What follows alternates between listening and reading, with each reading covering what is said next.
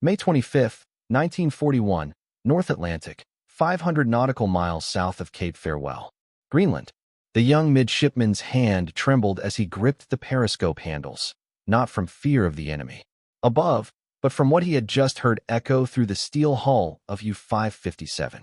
A metallic ping, sharp and unnatural, had struck the submarine's hull and reverberated through every compartment. Frise zur See. Herbert Verrer would later write in his private journal, discovered decades after the war, the sound was like nothing we had trained for. It rang through our boat like a church bell announcing our funeral. The British had found us beneath the waves. For 3 years, German U-boat crews had operated with near impunity, believing the ocean depths provided sanctuary from enemy detection. They had been taught that submerging meant disappearing, that the dark waters would cloak them as effectively as night cloaked a surface. Raider. On this spring morning in 1941, 22-year-old Verrer and 48 other men aboard U-557 learned a terrifying truth. The ocean no longer hid them. The Allies possessed technology that could see through water itself. What none of these submariners understood was that this single ping represented the opening movement of a technological symphony that would transform submarine warfare forever.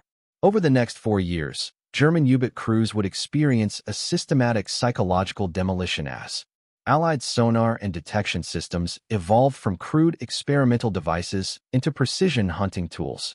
The mathematics of underwater warfare were being rewritten not in torpedo calculations, but in sound waves that would expose the U-boat force to destruction on an unprecedented scale. The collapse of German submarine dominance had begun. The journey toward this moment had started 23 years earlier. In the final months of World War I, British and French scientists, desperate to counter the Kaiser's U-boat that had nearly starved Britain into submission, had begun experimenting with underwater sound detection. The Royal Navy's anti-submarine division, working in shore-based laboratories, developed the first primitive sonar sets in 1918.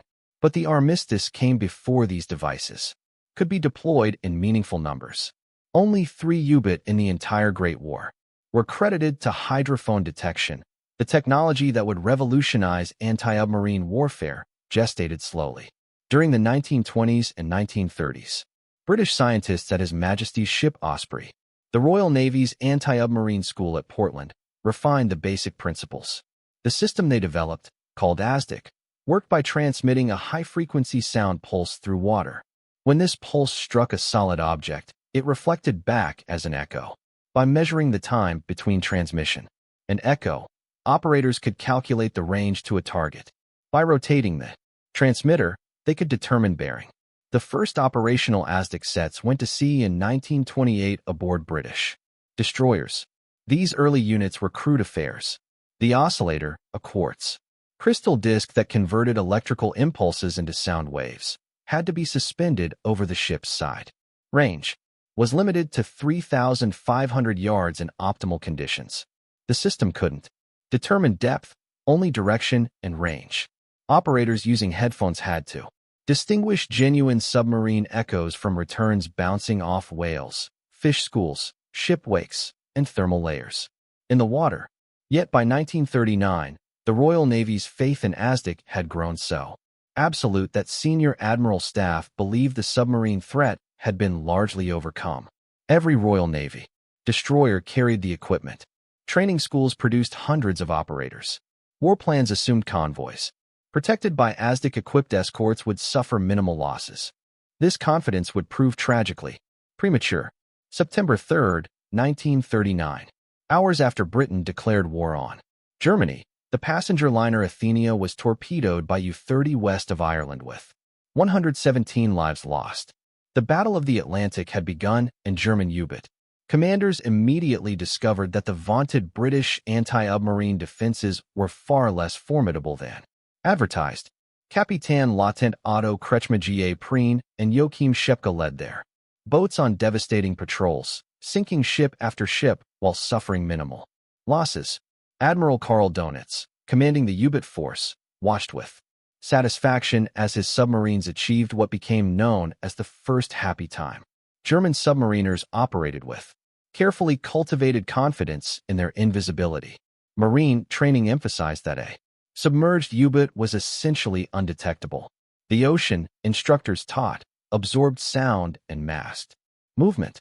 Hydrophones might pick up propeller noise from a surface submarine, but a boat running submerged on silent electric motors was a ghost. This doctrinal certainty permeated every level of U-boat operations. Feld Wobble Wolfgang Hirschfeld, senior radio operator aboard U-109, recorded in his secret diary written in real time during patrols. We believe the enemy relied on the same listening devices from the last war. We were told their hydrophones could only detect loud machinery noise. As long as we maintained silence after diving, we thought we were safe. This belief would soon be shattered. The first German U-boat crew to encounter active sonar experienced not just technological surprise, but existential shock. When an Aztec pulse struck a submerged hull, it produced a distinctive sound inside the boat. Survivors described it as dropping dried peas into a tin can, a rapid series of metallic clicks that grew louder as the hunting ship approached. Unlike the steady drone of ship propellers heard through hydrophones, the sonar ping was unmistakably artificial, undeniably directional, and terrifyingly precise. Lieutenant Herbert Werner, serving as watch officer aboard U-557 during his first war patrol in May 1941, experienced his baptism under sonar detection while stalking a convoy south of Greenland.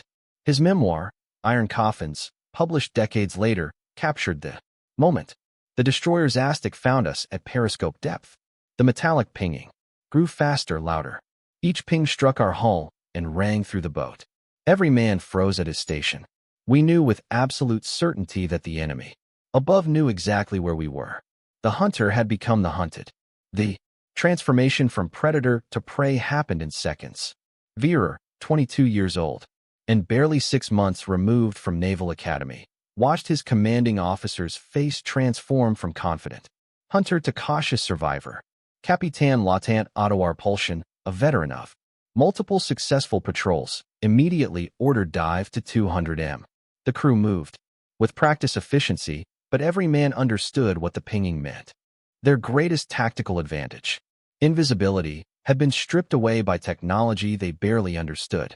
The Aztec operator aboard the British destroyer hunting them was likely a young man himself, perhaps no older than Vera, but he held an advantage that transcended experience or skill. His equipment could reach through the ocean itself, painting acoustic pictures of objects hundreds of yards distant. Each ping transmitted at 14 kilo/s, far above the range of human hearing. When these sound waves struck U-557's steel hull, they reflected back to hydrophones mounted beneath the destroyer's keel. Simple mathematics converted time delays into distance. The submarine's bearing was revealed by the direction from which echo returned. Every movement Vera's boat made was tracked with increasing precision. What followed was 7 hours of depth charge attacks. U-557 dove to 200 meters, rigged for silent running, and crept away at minimum speed. The crew heard the destroyer's screws thrashing overhead, heard the splash of depth charges entering the water, counted seconds until the explosions. Each detonation sent shock waves through the hull. Paint chips fell from bulkheads. Light bulbs shattered. Men bled from ears and noses. The boat's structure groaned under pressure. Inside the submarine, time moved with agonizing slowness. The captain ordered all non-essential systems shut down. Electric motors ran at bare minimum, pushing the boat through water at barely 2 knots. Men moved in slow motion, if they moved at all. A dropped wrench, a slammed hatch, even heavy footsteps could give away their position. The crew sat or stood at their stations in near total silence, breathing the increasingly foul air, listening to death circling overhead. Vera recorded every detail in his memory, details that would later fill pages of his memoir. The temperature inside the boat climbed past 35 degrees Celsius. Men stripped to the waist, their skins slick with sweat. Condensation dripped from pipes and bulkheads. The air grew thick with the smell of unwashed bodies, diesel fuel, and fear. After 3 hours submerged, carbon dioxide Levels rose dangerously high. Men gasped for breath, their lungs struggling to extract oxygen from air that had been recycled through 49 pairs of lungs dozens of times. The destroyer above them was relentless. The Aztec operator had solid contact and refused to lose it. Every few minutes, the metallic pinging would intensify, indicating the hunter was closing for another attack. The crew would brace themselves, gripping stanchions, pressing bodies against bulkheads. Then came the splashes, the terrible splashing sounds of depth charges entering the water. The crew counted 1, 2, 3, sometimes 5. Charges fell in a pattern, sometimes 10. The waiting was unbearable. 7 seconds for a charge set to 100 m, 12 seconds for 200 m, 20 seconds for 300 m. When the explosions came, the entire submarine shuddered. Closer charges lifted the boat bodily, tossing men off their feet. The hull groaned and popped. Cork insulation fell from overhead. Electrical sparks shot from control panels. Leaks appeared in the pressure hull. Thin jets of seawater spraying. Under tremendous pressure, damage control parties rushed to stuff wooden plugs into cracks to tighten bolts on. Pipe joints to shore up weakened frames. After 7 hours, U-557 had descended to 280 m, well beyond its designed crush depth of 220 m. The hull was contracting under pressure, rivets groaning, seams weeping. But Pulsion knew his boat. He knew German engineering had built safety margins into the design. He also knew that rising to shallower depths meant detection and certain destruction. So he kept the boat deep, kept it silent, and waited for the destroyer's fuel or patience to run out. Finally, mercifully, the pinging stopped. The destroyer's propeller noise faded. Either the British captain had lost confidence in his Aztec contact, or his fuel state forced him to return to the convoy. U-557 waited another 2 hours in the depths, then slowly, carefully began ascending. When the boat finally surfaced after 9 hours submerged, men stumbled onto the conning tower and sucked in great lungfuls of clean Atlantic air. Several vomited from the sudden oxygen rush. Others simply stood, faces turned to the sky, savoring survival. But U-557 survived, as did thousands of other German submarines in the early war years. The ASD operators aboard Allied escorts, while able to detect U-boat, faced critical limitations. The system had a dead zone. At ranges under 200 yards, the transmitted pulse and returning echo merged, creating a blind spot just as the attacking ship closed for the kill. Depth charges had to be dropped over the stern after the submarine had been lost to detection. This gave clever commanders precious seconds to execute evasive maneuvers. Moreover, Aztec performed poorly in rough seas. Temperature layers in the water called thermoclines bent sound waves and created shadow zones where submarines could hide. Experienced U-boat commanders learned to dive beneath thermal layers where Allied sonar beams couldn't reach. They mastered the art of silent running, shutting down all non-essential machinery, moving at speeds so slow their propellers created no cavitation. One man walking too heavily could give away a submarine's position. Through 1940 and 1941, these tactics allowed German submarines to maintain operational effectiveness despite Allied sonar. The learning curve favored experienced commanders. Men like Wierer, who survived their first encounter with Aztec detection, studied the technology's weaknesses. They noted that multiple escorts, each transmitting on different frequencies, created acoustic confusion. They learned to hide within the noise barrier created by a convoy itself, where the sound of 50 merchant ships' engines and propellers masked a submarine signature. The German Navy's own underwater detection systems differed fundamentally from Allied approaches. Rather than focusing on active sonar, German engineers had developed sophisticated passive listening arrays. The Grin-Horscherat, or Group Listening Device, standard equipment on U-boat from 1935 onward, consisted of 48 hydrophones mounted on each side of the bow. These could detect individual ships out to 20 kilometers and large convoys to 100 kilometers, though bearings were imprecise for torpedo attacks. This technological philosophy reflected German strategic thinking. U-boat were Hunters, not prey. Their mission was finding convoys, not evading detection. The Germans had developed good listening equipment to locate targets. They assumed enemies would rely on similar passive systems. The possibility that Allied ships could actively track submerged submarines using reflected sound waves was not taken seriously in sane planning. Captain Lieutenant Herbert Schulzier, commander of U-48, noted in his patrol report from October 1940, the British anti-submarine measures remain inadequate. Their listening devices require us to make noise. When we maintain silent running, detection is impossible. This assessment, shared widely among U-boat commanders, would prove catastrophically wrong. The year 1942 brought devastating changes to the Atlantic battlefield, though German submariners initially failed to recognize the pattern. In February, Admiral Donit's U-boat began operating along the American East Coast, exploiting the United States' complete unpreparedness for submarine warfare. The second happy time saw merchant ships silhouetted against brightly lit shorelines, sailing independently, without escorts, sinking by the hundreds. U-boat crews called it the American shooting season, but simultaneously British and American scientists were revolutionizing anti-submarine technology. In September 1940, Britain had transferred ASDIC technology to the United States for free, recognizing that only combined Allied research capacity could develop effective countermeasures quickly enough. American engineers at the Naval Research Laboratory in Washington began parallel development of what they termed Sonar, an acronym for sound navigation and ranging. By early 1942, coordinated British-American research programs were producing rapid breakthroughs. The technology transfer represented an extraordinary act of wartime cooperation. British scientists arrived in Washington carrying complete blueprints, operational manuals, and even actual ASDIC equipment stripped from Royal Navy destroyers. American engineers studied every detail, then applied American industrial methods to improve production and performance. The British used quartz crystal transducers assembled by hand in limited quantities. Americans developed magnetorective transducers using nickel tubes that could be mass-produced. British ASDIC used streamlined protective domes.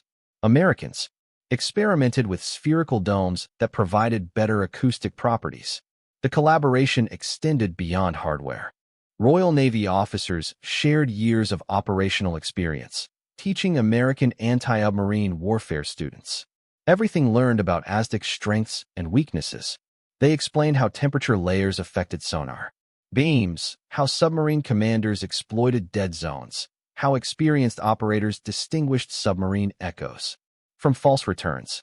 This knowledge transfer compressed years of learning into months, allowing American forces to deploy effective anti-submarine capabilities far faster than if they had developed the technology independently. By mid-1942, American shipyards were installing sonar equipment on every destroyer, destroyer escort, and corvette rolling off production lines.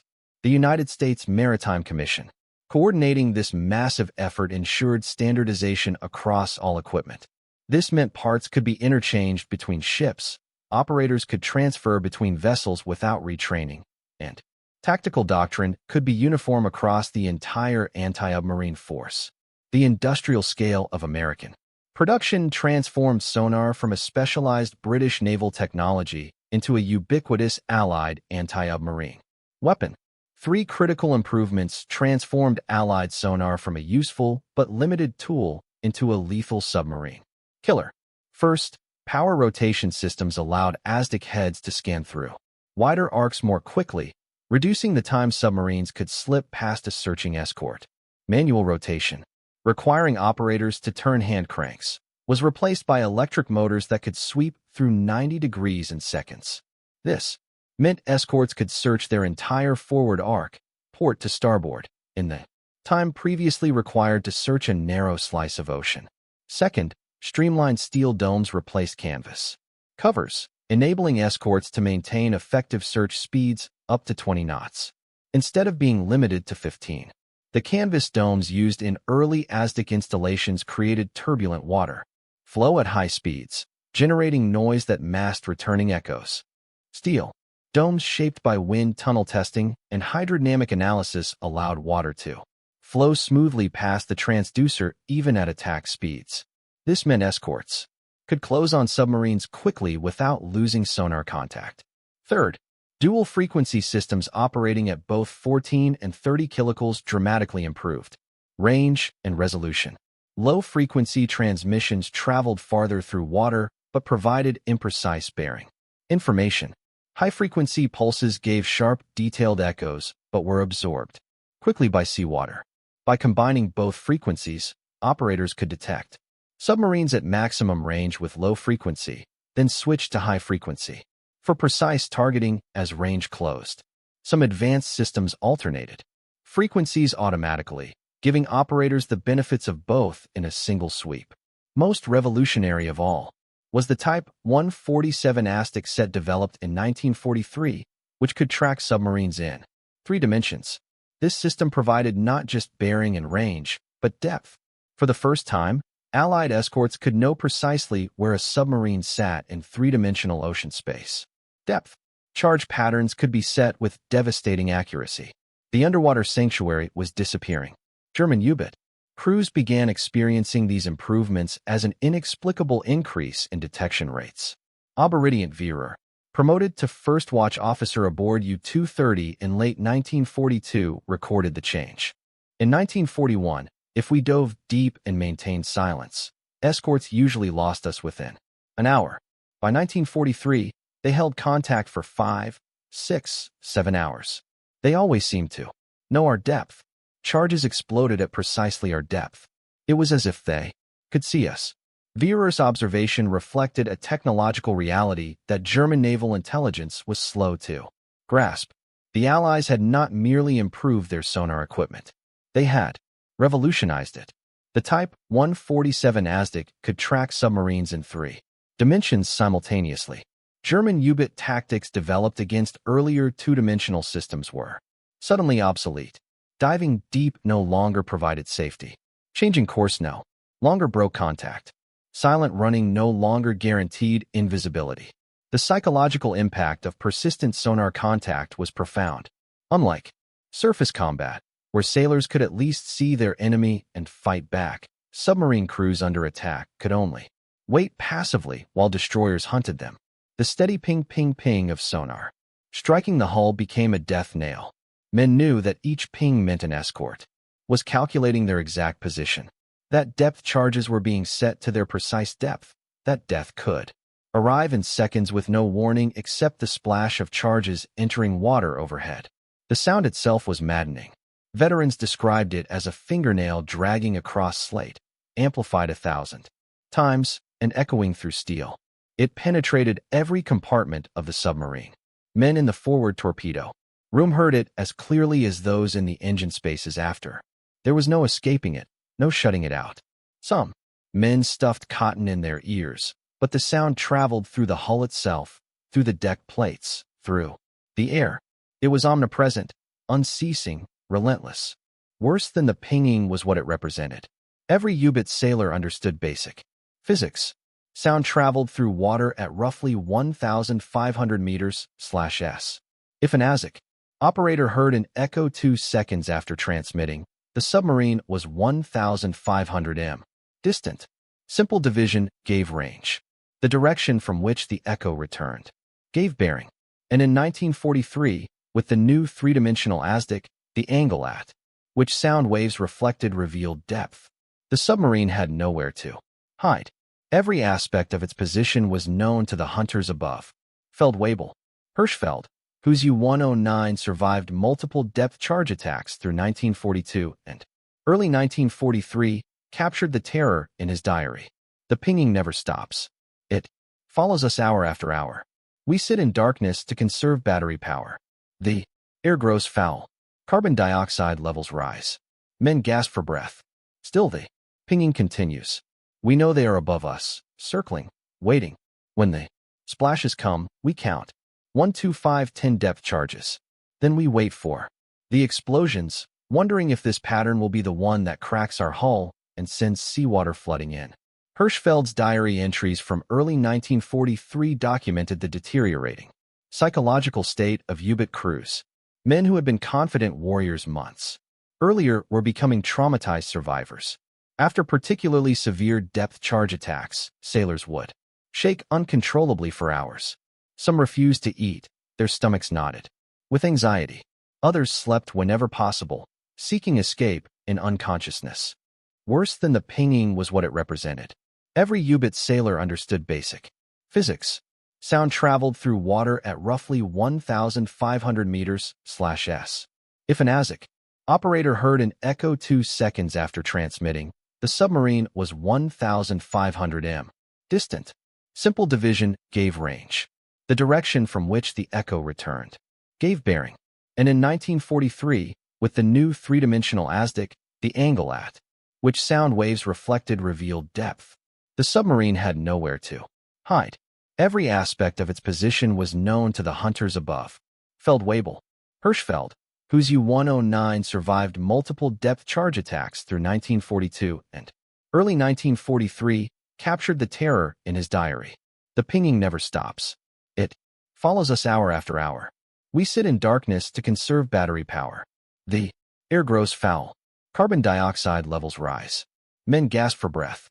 Still the pinging continues. We know they are above us, circling, waiting. When the splashes come, we count. 1, 2, 5, 10 depth charges. Then we wait for the explosions, wondering if this pattern will be the one that cracks our hull and sends seawater flooding in. Hirschfeld's diary entries from early 1943 documented the deteriorating psychological state of U-boat crews. Men who had been confident warriors months earlier were becoming traumatized survivors. After particularly severe depth charge attacks, sailors would shake uncontrollably for hours. Some refused to eat, their stomachs knotted with anxiety. Others slept whenever possible, seeking escape in unconsciousness. A few broke down completely, weeping or becoming catatonic. The captains tried to maintain morale through routine and discipline. Daily drills continued. Equipment was maintained. Watches were stood. But everyone knew the truth. The ocean no longer protected them. The technology that had made submarines the most feared weapons of the last war had been countered by new technology that made them targets. The balance had shifted decisively, and there was nothing German engineering or German courage could do to shift it back. The spring of 1943 brought the climactic crisis of the Battle of the Atlantic. In March, German U-boats sank 120 merchant ships, totaling almost 700,000 tons with only 12 submarine losses. Nearly two-thirds of these sinkings occurred while ships were in convoy, the bedrock of Allied maritime defense. For 20 days in March, Admiral Donit's wolf packs came closer to severing Britain's Atlantic lifeline than at any other point in the war. The Royal Navy's official history later concluded the Germans never came so near to disrupting communications between the New World and the Old, but March 1943 represented the apex of U-boat effectiveness, not the beginning of renewed dominance. The technological and tactical balance was shifting decisively. Allied shipyards, particularly in the United States, were producing escort vessels faster than they could be sunk. Destroyer escorts, corvettes, and frigates, all equipped with improved sonar systems, began flooding into the Atlantic in massive numbers. Very long-range Liberator aircraft carrying both radar and sonobuoys closed the mid-Atlantic air gap where U-boat had previously operated beyond land-based aircraft range. May 1943 became black. May for the Marine. 41 U-boat were destroyed, 25% of operational strength. On May 24th, Admiral Donitz, shocked at these catastrophic losses, ordered the temporary withdrawal of U-boat from the North Atlantic. In his war diary, he wrote, "We are facing a situation where enemy attempts to restrict our operations have succeeded. Their sea and air anti-submarine forces have increased enormously. Our losses have become unsustainable." The statistics told a brutal story. In the first 3 weeks of May, 96 U-boat were deployed in the North Atlantic.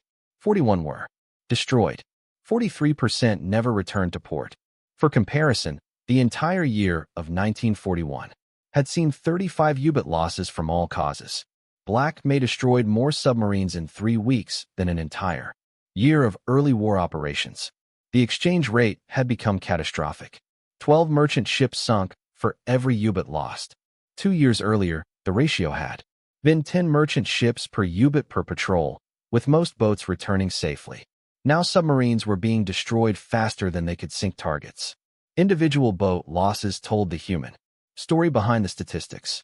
U-463 commanded by Capitan Lieutenant Leo Wolf Power was detected by ASDIC on May 5 while stalking convoy ONS-5. The destroyer Vidit obtained solid contact and held it despite the U-boat's evasive maneuvers. For 3 hours, Wolfbauer tried every tactic in the German tactical manual, diving deep, changing course frequently, speeding up and slowing down, releasing bubble decoys. Nothing worked. The ASDIC contact remained firm. Finally, with batteries nearly exhausted and the boat taking damage from near-miss depth charges, Wolfbauer surfaced to fight. With his deck gun, Vidit's 4-inch guns destroyed the submarine in minutes. 46 men died, 3 survived. U-192, commanded by Oello Vera, was hunted for 6 hours by escorts from convoy SC-129 on May 6. The boat dove to 300 m, far beyond its design limits. The hull groaned and popped under pressure. Leaks appeared in dozens of locations. Still, the sonar pings found them. The escorts above coordinated perfectly, one maintaining ASDIC contact while others positioned for depth charge runs. When the attacks came, they were precisely targeted. Charges exploded at exactly 300 m depth. The submarine's pressure hull cracked. Cedar flooded in. Only 8 men escaped the sinking boat. 44 drowned. U-531. A new boat on her first patrol was detected on May 6 by an RAF Liberator equipped with airborne radar. The aircraft surprised the submarine on the surface at night when U-boat commanders had previously felt safe. The Liberator's lee light illuminated the boat from half a mile away. Depth charges fell before the crew could dive. The submarine was damaged but remained afloat. Escorts homed in on the radar contact, obtained ASDIC contact, and finished the kill with a coordinated attack. No survivors. U-194, U-125, U-438, U-657, U-273. The list grew longer each day. Some boats were destroyed by aircraft. Others fell to surface escorts. Many were hunted by combinations of air and surface forces working in perfect coordination, but nearly all were first detected by radar or sonar. The technological advantage had shifted so decisively that German submarines could barely operate. For German submarine crews still at sea during Black May, the psychological impact was devastating. Radio messages brought news of boat after boat failing to return. Friends and classmates vanished beneath the waves. The ocean, once a German hunting ground, had become a killing field where U-boat were the prey, and always, constantly, there was the pinging. The sonar pulses that revealed submarines had nowhere to hide. U-boat command tried to maintain operational effectiveness through denial. Orders from Berlin insisted losses were temporary setbacks. New tactics were transmitted to boats at sea. Commanders were told to persevere, that the tide would turn. But the men in the submarines knew better. They had experienced the relentless ASDIC tracking. They had survived depth charge attacks that seemed to target their exact position. They had watched comrades die when hulls cracked under precisely placed explosions. No amount of propaganda could erase those experiences. Oberleutnant Vera by now, commanding his own boat U-415, experienced the new reality firsthand. In his memoir, he described a patrol in April 1943. We were detected within hours of reaching our operational area. For 3 days, escorts hunted us relentlessly.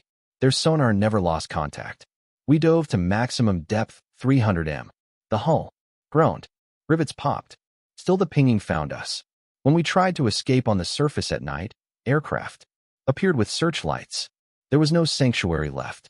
We had become targets in a shooting gallery. Vera's patrol aboard U-415 would be among his shortest and most harrowing.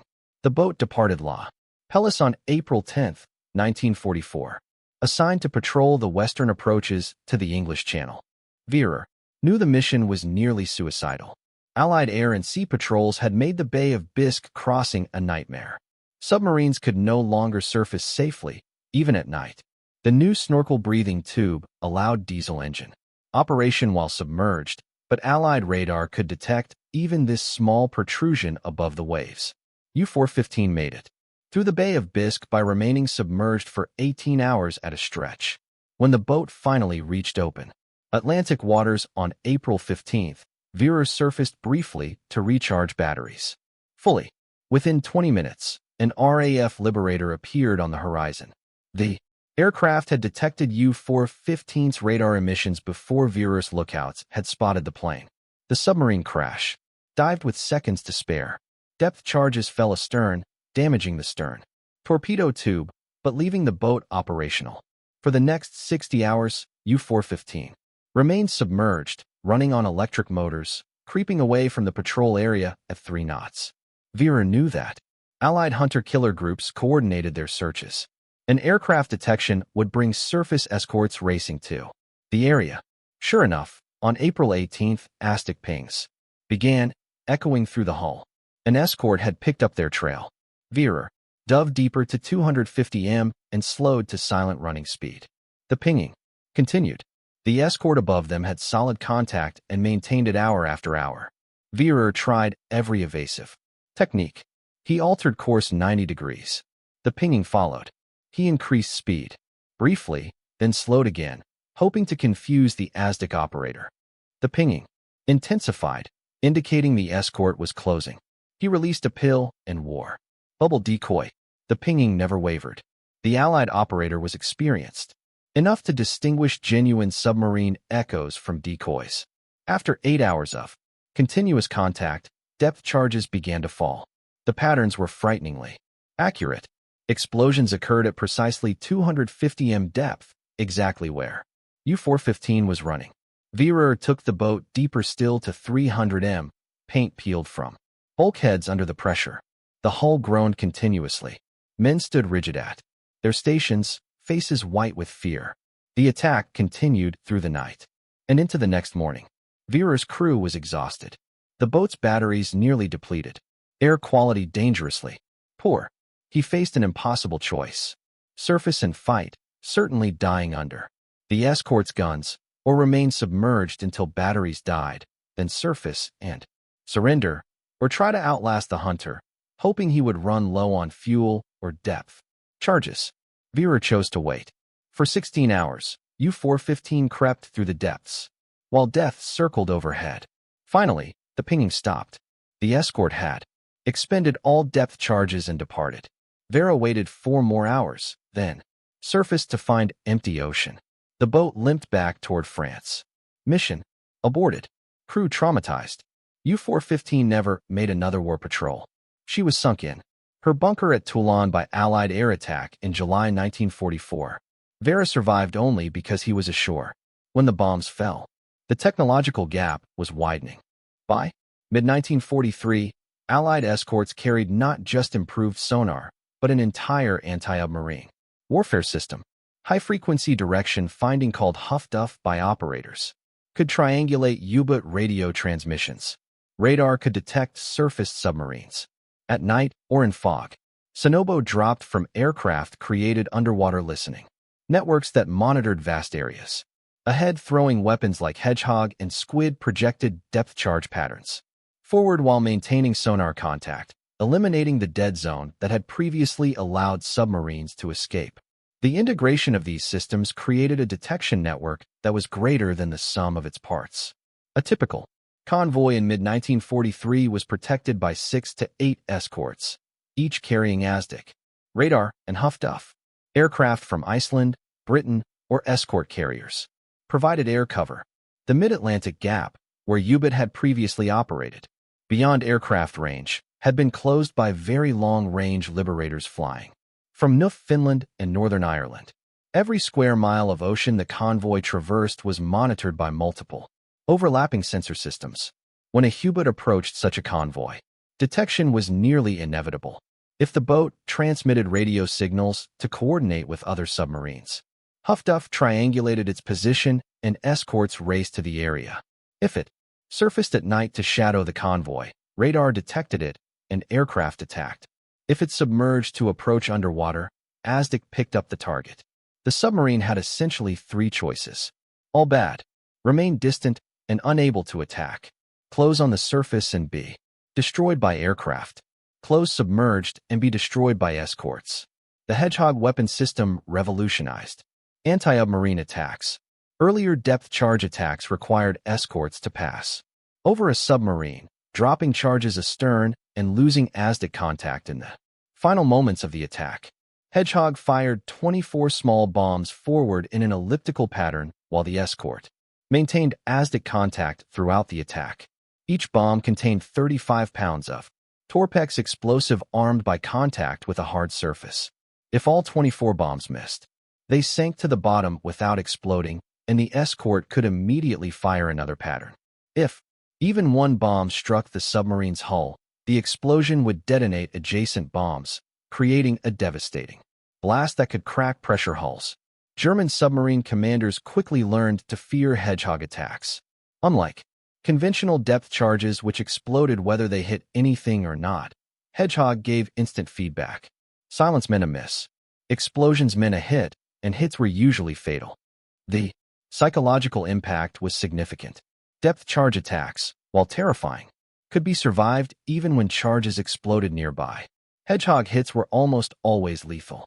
The squid system, introduced in late 1943, was even more lethal. 3 large mortars fired patterns of 3 depth charges 250 yards ahead of the attacking ship.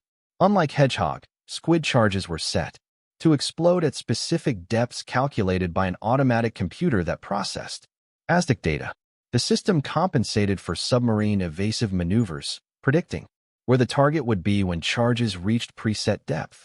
Squid-equipped frigates achieved a kill rate of 25% per attack, compared to less than 5% for conventional depth charge attacks. German countermeasures proved woefully inadequate. The Pillenwerfer, a chemical device that created bubble streams to decoy sonar, fooled only inexperienced operators. Veteran ASDIC operators quickly learned to distinguish the chaotic echo signature of bubbles from the solid return of a steel hull. After a few seconds, experienced operators could ignore Pillenwerfer decoys completely. Bold, officially designated Cobalt, was a fade, more sophisticated decoy. This one M balloon coated with aluminum strips and filled with calcium hydride rose slowly from deep water. When it reached shallower depths, seawater reacted with the calcium hydride to produce hydrogen gas, keeping the balloon neutrally buoyant. To radar, it appeared to be a submarine snorkel. To ASDIC, it produced a valid echo, but Bold had severe limitations. It could only be deployed from stationary submarines. It rose too slowly to protect a submarine during evasive maneuvers, and it didn't move horizontally. So any Aztec operator who maintained contact for more than a few minutes would realize the target wasn't actually a submarine. Absorbent hull coatings to reduce sonar reflection were researched extensively, but never successfully deployed. The Germans called it Alberic after the dwarf in Vanner's opera, who possessed a cloak of invisibility. The concept was sound. A rubber coating mixed with air bubbles would absorb incoming sonar pulses rather than reflecting them. Laboratory tests showed promise, but practical application proved impossible. The coating had to be several cm thick to be effective. It added tremendous weight. It degraded rapidly in seawater. Most critically, it couldn't withstand the pressure changes of deep diving. The coating would compress at depth, losing its sound-absorbing properties, then expand irregularly when the submarine surfaced, creating gaps and tears. After months of research and testing on captured U-boat, the Allies concluded Alberic was ineffective. German scientists working with even fewer resources came to the same conclusion. The fundamental problem was that German engineers had spent 20 years developing pro-submarine technology, improving U-boats' ability to find targets while largely ignoring anti-submarine defenses. When the Allies' detection systems matured, Germany had no effective response. The Marine had assumed incorrectly that future naval warfare would resemble past patterns. They had prepared to fight the last war while the Allies had developed technologies for an entirely new kind of warfare. The human cost mounted with horrifying speed. In September 1942, 3,000 U-boat Men were at sea in operational boats. By August 1944, 28,000 of the 40,000 men who had served in the U-boat force were dead. The survival rate for submarine crews fell below 30%. Every patrol became a near-certain death sentence. Yet the Marine continued sending boats out even as green crews replaced the experienced commanders who had carried the early war success. Feldwebel Hirschfeld transferred to the larger Type 9D submarine U-234 in early 1944. Wrote of the psychological breakdown among crews. The new men are terrified before we even leave port. They have heard the statistics. They know 3 boats out of 4 never return. When the sonar pings begin, some men weep. Others simply shut down mentally, staring at bulkheads, unable to function. The veterans try to maintain discipline, but we know the truth as well as the novices. We are sailing in iron coffins. The advent of snorkel technology in mid-1944 offered brief hope. This extendable breathing tube allowed U-boat to run diesel engines while remaining submerged, eliminating the need to surface for battery recharging. Boats could theoretically stay underwater for entire patrols. But Allied radar quickly adapted, detecting even the small snorkel head above water. And submerged U-boat, whether snorkeling or running on batteries, remained vulnerable to increasingly sophisticated sonar. The snorkel itself was Dutch technology captured when Germany occupied the Netherlands in 1940. The original Dutch design was simple, a tube extending above the water surface to provide air to diesel engines while the submarine ran at periscope depth. German engineers refined the concept, adding automatic valves that sealed the tube when waves washed over it, preventing flooding. They also installed exhaust systems that vented diesel fumes underwater, eliminating the smoke plume that had made surfaced submarines visible for miles. In practice, snorkel operations were miserable. The submarine had to maintain precise depth control, keeping the snorkel head just above the surface. Too deep and the automatic valve would close, causing diesel engines to suck air from inside the boat. Crew members experienced agonizing ear pain as pressure dropped suddenly. Too shallow, and the conning tower would break surface, making the boat visible to aircraft and surface radar. Rough seas made depth control nearly impossible. Waves constantly washed over the snorkel head, causing the valve to open and close repeatedly. Each closure created painful pressure changes inside the boat. The noise was tremendous. Diesel engines running at full power inside a submerged submarine created a din that made normal communication impossible. Men shouted to be heard over the roar. The vibration was constant, rattling every fitting, making sleep impossible. Exhaust fumes leaked into the boat despite German engineering efforts, giving everyone headaches and nausea. After 12 hours of snorkeling, crews were exhausted, sick, and deafened. Worst of all, snorkeling didn't provide the invisibility German submariners hoped for. Allied radar operators learned to detect snorkel heads with increasing reliability. The small radar cross-section was challenging, but aircraft equipped with sentiment radar could pick up returns from the tube, especially in calm seas. Aircraft would then attack with depth charges or homing torpedoes, forcing the submarine deep and cutting short the battery charging cycle. Some boats were caught by surface escorts while snorkeling, detected by the acoustic signature of running diesel engines or by the wake created by the snorkel tube cutting through water. Allied operators had become expert at distinguishing genuine submarine contacts from false echoes. Training programs produced thousands of skilled sonar operators who could identify target characteristics, estimate submarine type from echo signatures, track evasive maneuvers, and direct weapons with lethal precision. The combination of improved equipment and experienced operators created a detection network that German submarines simply could not evade. British and American training facilities had standardized ASDA construction. New operators spent weeks in classrooms learning acoustic theory, how sound traveled through water, how temperature and salinity affected sonar beams, how submarine hulls reflected sound waves. They studied recordings of actual submarine echoes, learning to distinguish submarines from whales, wrecks, schools of fish, and thermal layers. They practiced on simulators that recreated hunting scenarios, developing the instant recognition skills needed in combat. By 1944, Allied navies were graduating ASDIC operators whose skills far exceeded those of the early war pioneers who had developed the tactics through trial and error. These operators brought professional pride to their work.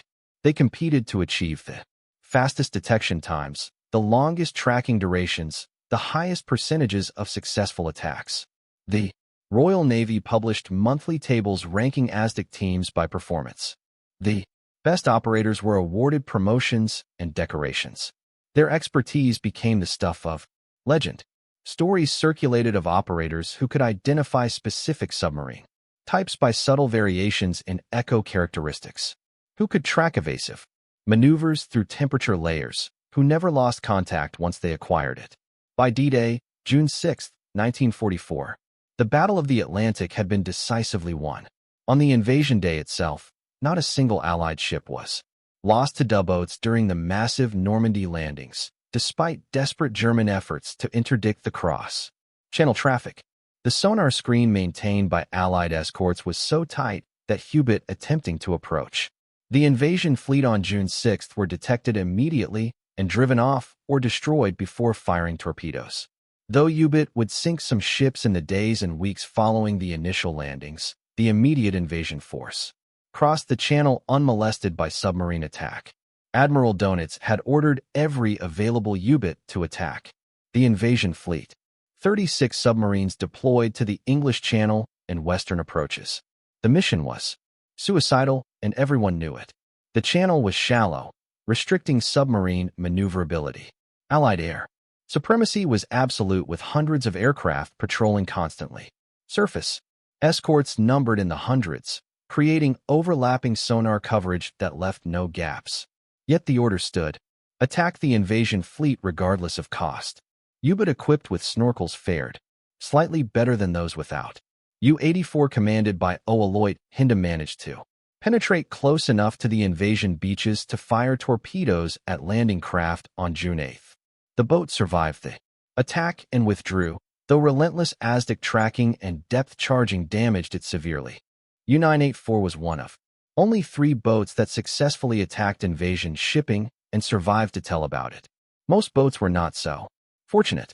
U-55 was detected by ASDIC on June 9 while attempting to approach the invasion fleet. The frigate Halstead obtained contact and held it for 11 hours.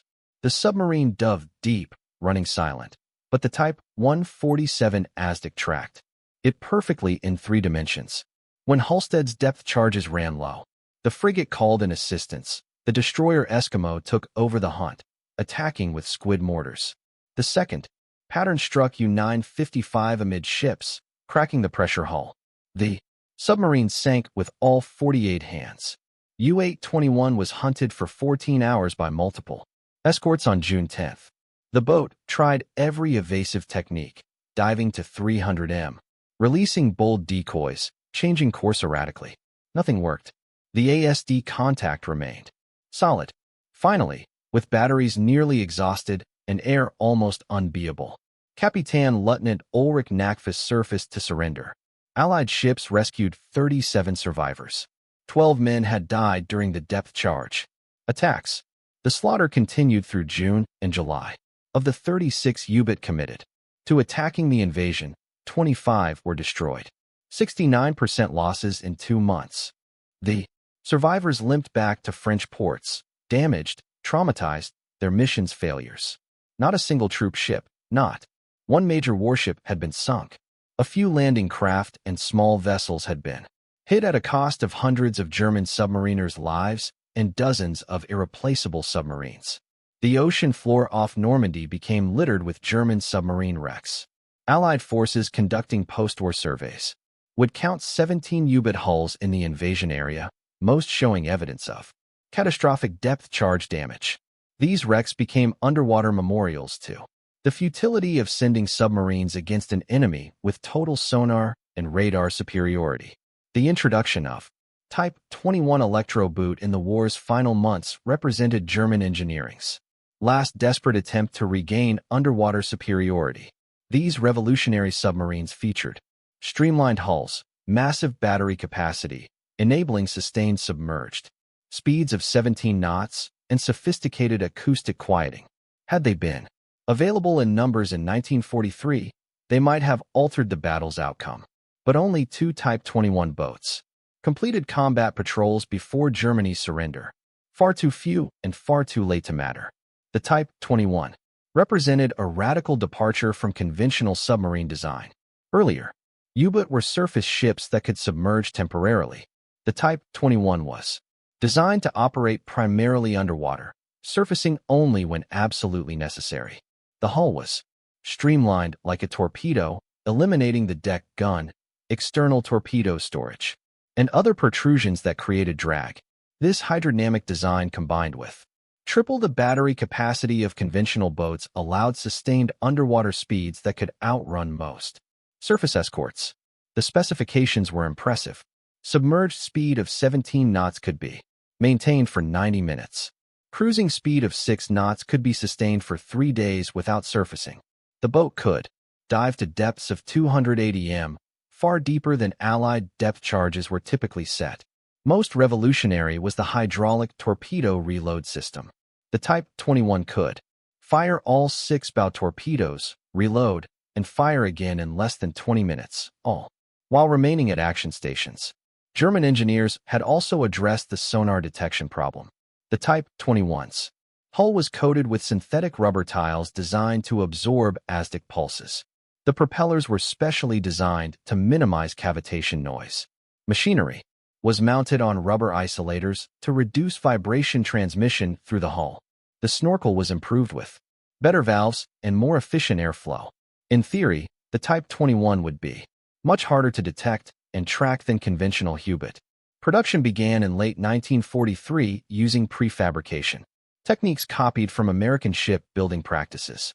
Submarines were assembled from 8 sections built in different factories across Germany, then transported to assembly yards for final construction. This modular approach allowed rapid production. 118 Type 21 boats were completed before war's end, with 4 reaching combat readiness. But the program was plagued by problems that stemmed from rushed development and scattered production. Quality control suffered badly.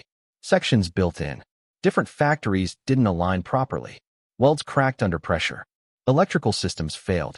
The hydraulic torpedo system leaked.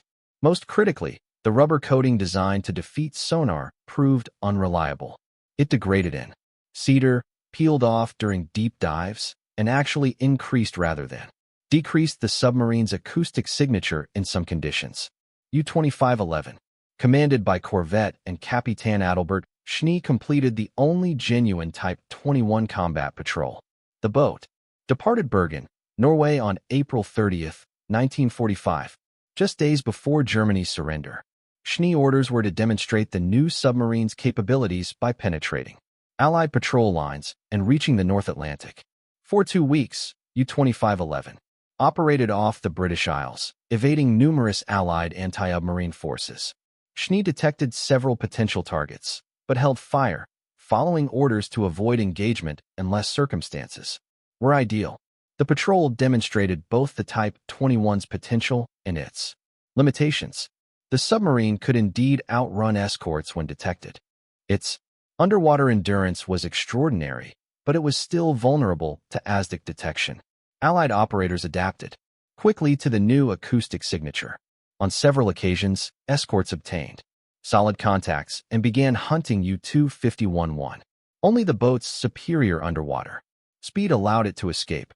Schnee patrol report filed after Germany's surrender concluded that while the Type 21 was a significant improvement over conventional U-boat, it was not invisible to Allied sonar. Given enough time, Allied forces would have developed tactics and technologies to counter it. U-30008, the only other Type 21 to complete a combat patrol, had an even less impressive record. The boat departed KE on May 1, 1945, tasked with evacuating German personnel from Norway. It surrendered to Allied forces on May 9, without firing a shot. Post-war examination by British and American naval experts revealed the quality control problems that had plagued the program. The rubber coating was peeling in multiple locations.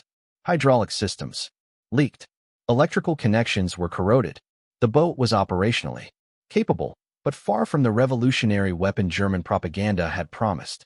For the German submarine crews who survived the war, the memory of sonar detection remained their most persistent nightmare. In post-war interviews and memoirs, veterans consistently returned to the sound of ASDIC pings striking their hulls. That metallic ringing, growing faster as escorts closed in, had announced their transformation from hunters into hunted. It had marked the end of U-boat invincibility and the beginning of systematic destruction.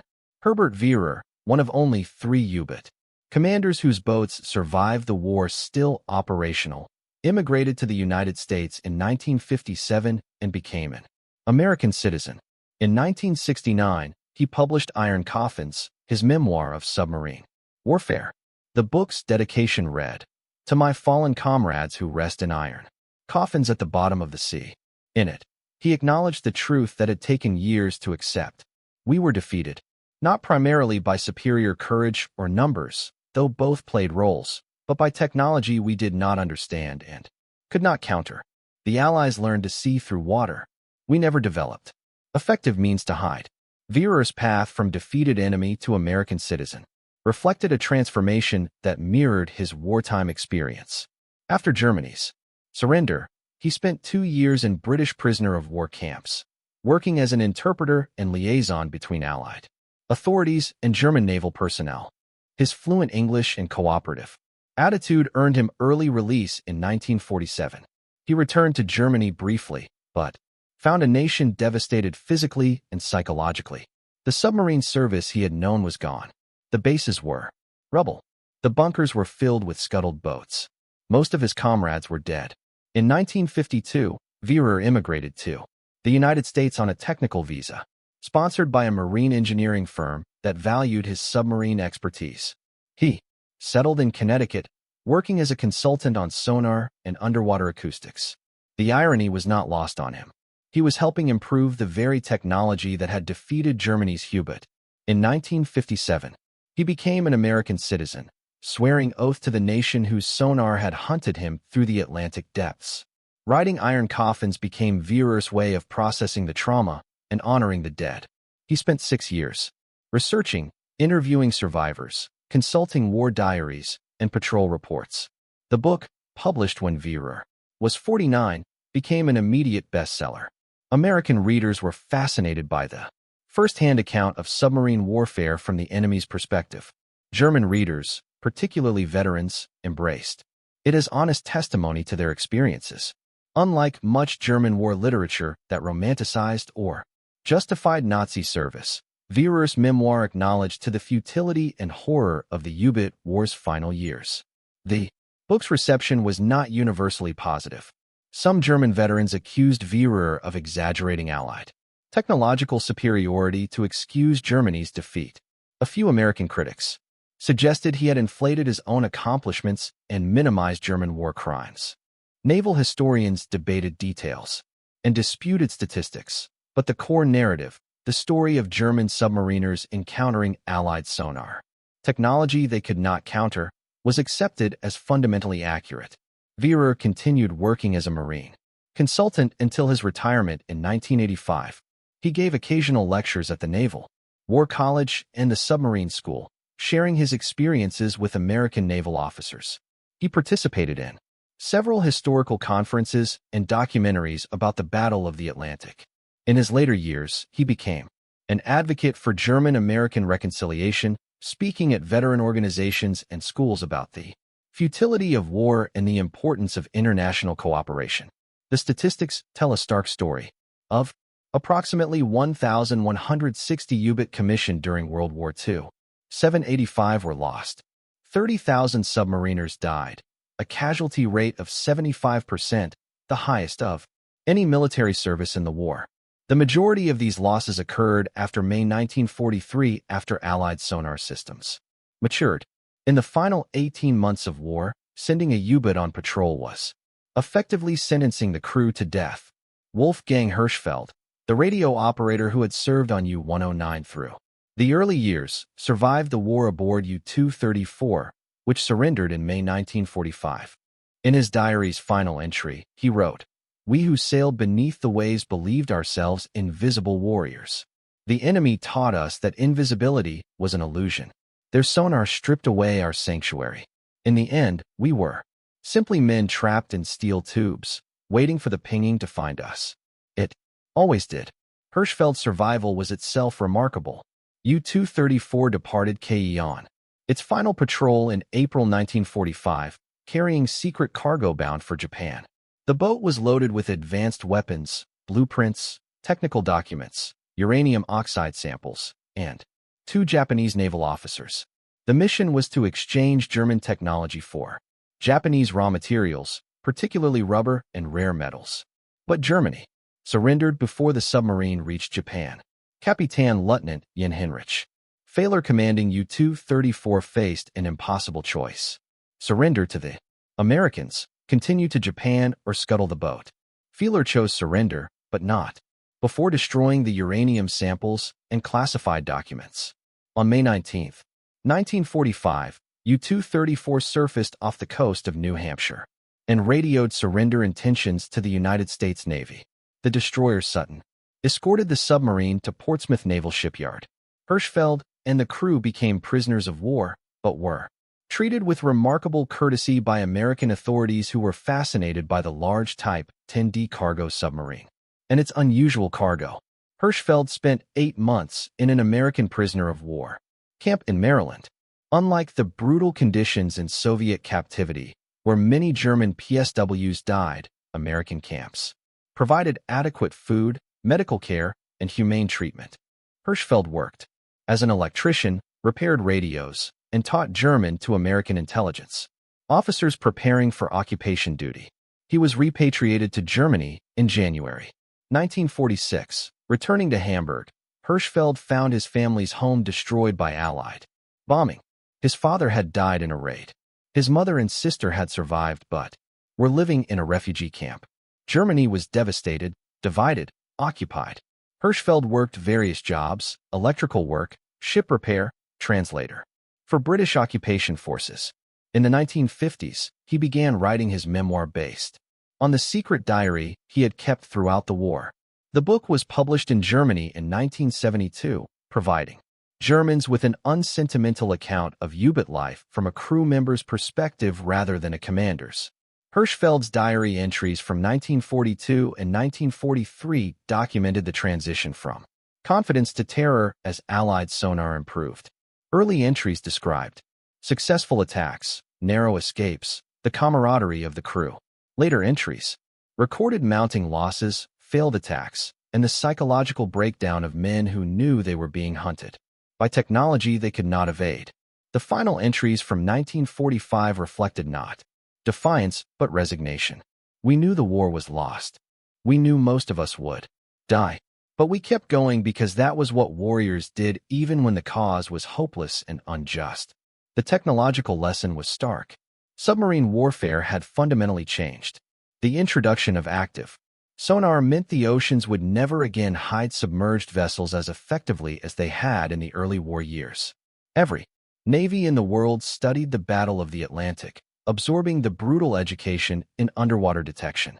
Post-war submarine development focused on quieting, on acoustic signatures, on evading increasingly sensitive sonar systems. The cat and mouse game between submarine stealth and detection.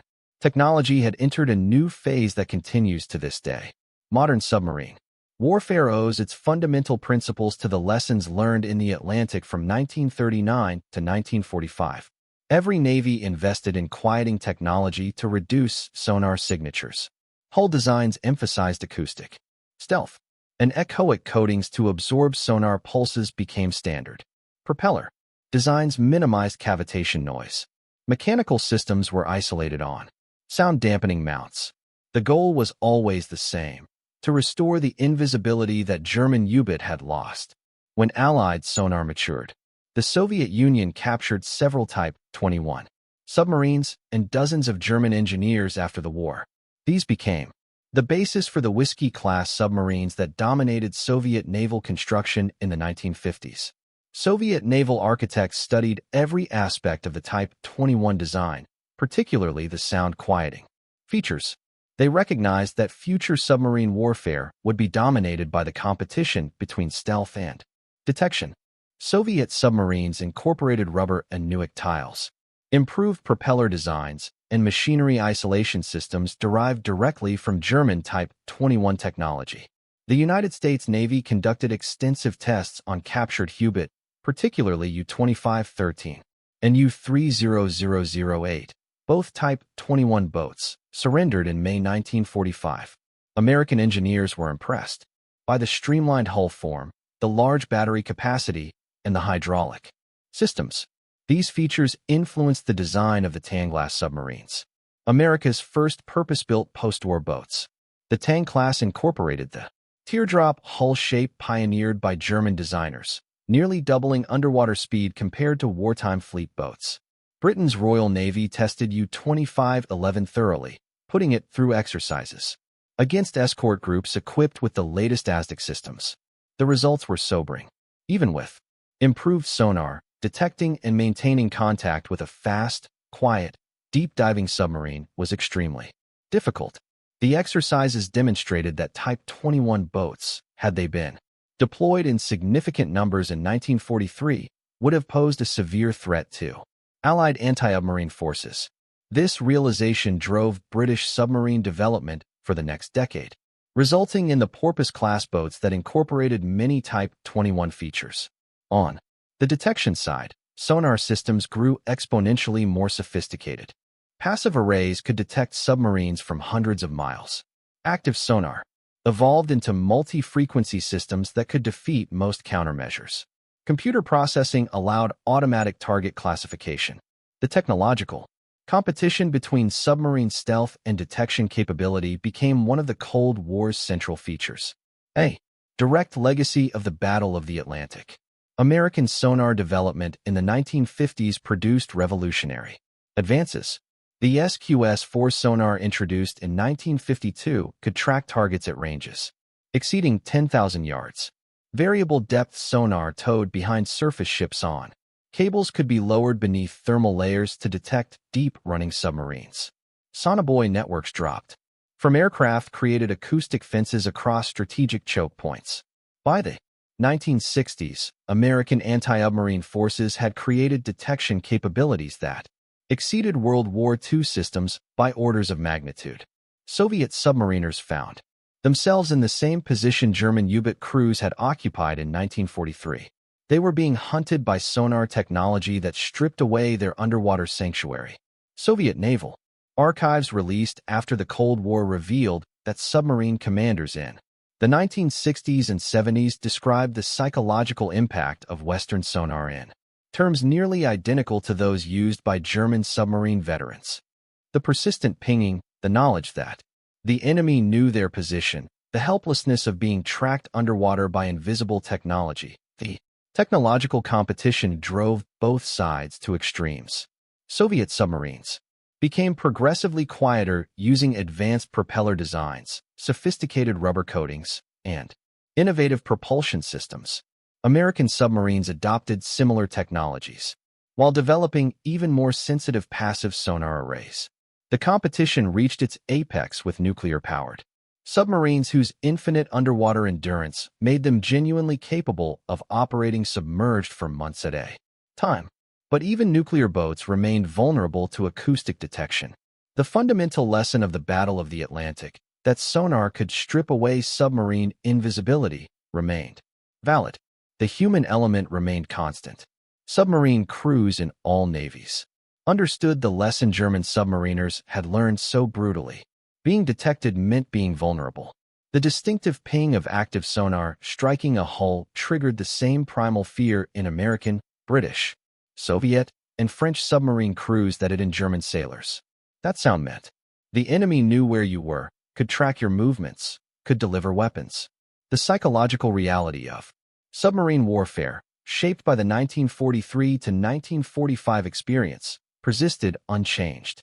In 1985, 40 years after the war's end, a small gathering of German submarine veterans met informally in the United States. Former U-boat men, some with their families, came to see the nation whose technology had defeated them. Herbert Vera, then 75 years old and long settled in America, spoke with several veterans about their shared experiences. We came into the war, believing in our invincibility beneath the waves. Veerer said to the assembled group, we were taught that the ocean depths protected us, that submerging meant disappearing. For a brief time, this seemed true. Then we encountered your sonar. That sound, that metallic pinging striking our hulls taught us the ocean no longer hid us. We learned fear, in a way surface sailors never know. We could not see our enemy, could not fight back, could only wait in darkness while your technology hunted us. We were defeated by science, by engineering, by the capacity of free societies to innovate faster than we could adapt. Those of us who survived did so mostly through luck. We honor our fallen comrades by remembering the truth. We were not supermen in unbeatable machines. We were young men in obsolete submarines sent against technology we could not overcome. The small group listened in silence.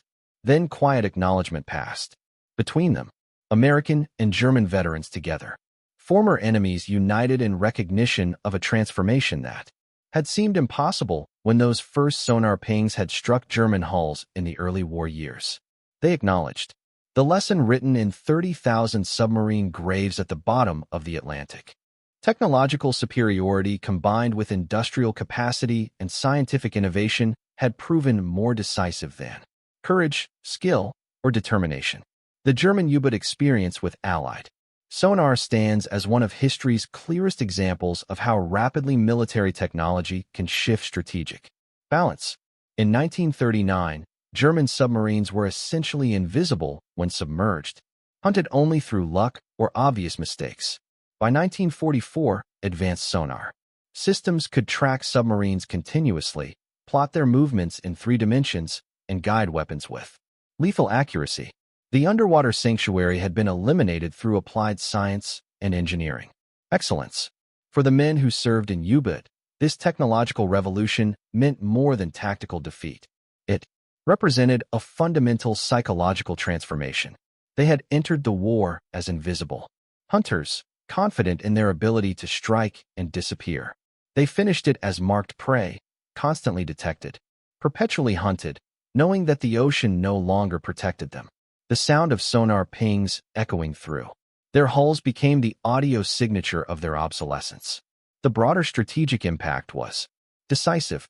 British imports of food and war material, which had fallen to critically low levels by March 1943, recovered dramatically as U-boat effectiveness collapsed. The massive buildup of American forces in Britain for D-Day proceeded without significant interference.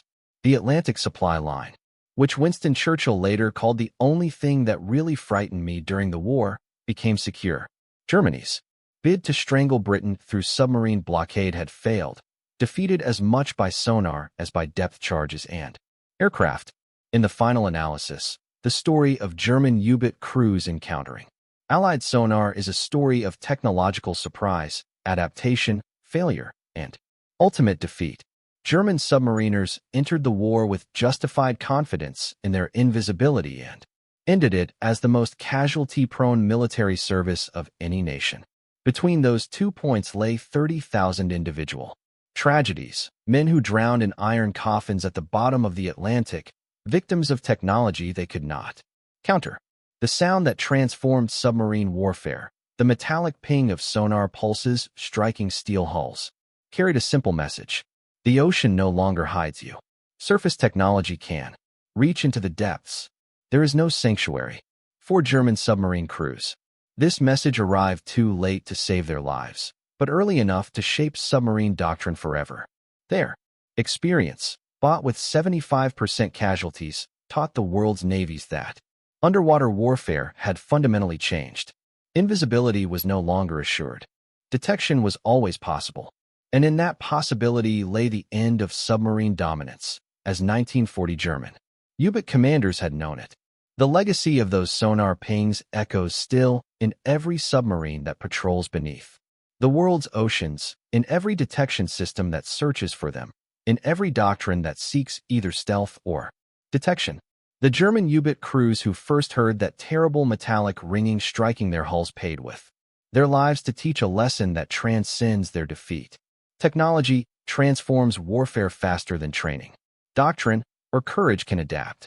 Those who fail to recognize technological shifts in warfare do not merely lose battles. They lose entire campaigns, entire wars, and very often their lives. The iron coffins that litter the Atlantic floor hold 30,000 stories of men who learned too late that their ocean sanctuary had been stripped away by science. Their tale stands as testament to a profound truth. In modern warfare, technological superiority trumps traditional military virtues. The Allied sonar that detected German U-boat proved more decisive than the submarine's torpedo tubes, more effective than the crew's courage, more important than the commander's tactical skill. It was the weapon that ended the U-boat threat and secured Allied victory in the Atlantic. And for the men who experienced its relentless pinging in the darkness beneath the waves, it was the sound that marked their transition. From hunter to hunted, from invisible predator to exposed prey, from confident warrior to terrified victim of technology, they could not escape.